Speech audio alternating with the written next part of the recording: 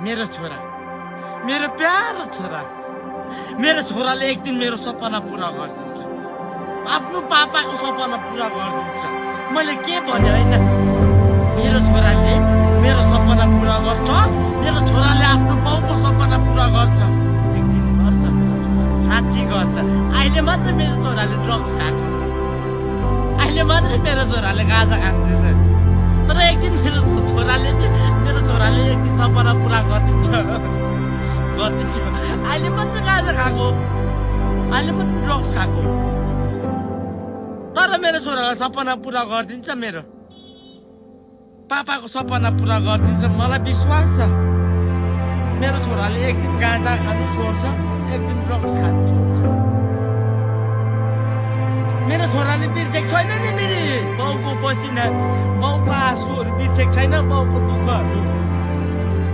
त्यसको आमाले 9 महिना त्यसलाई बोकेको, 9 महिना त्यसलाई अहिले त्यसै कहाँ बिर्सिनु सक्छौ? अहिले मात्रै मेरो छोराले ड्रग्स खाएको।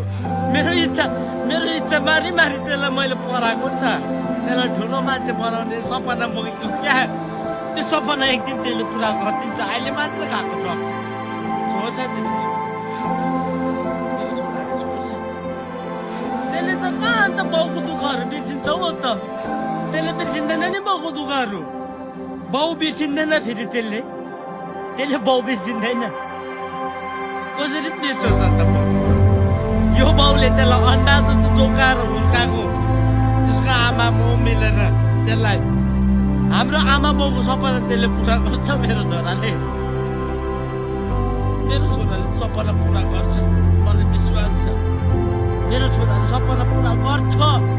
अहिले मात्रै ड्रग्स खाएको, अहिले मात्रै गाँजा खाएको, सपना पुरा गरिदिन्छ मेरो छोरा।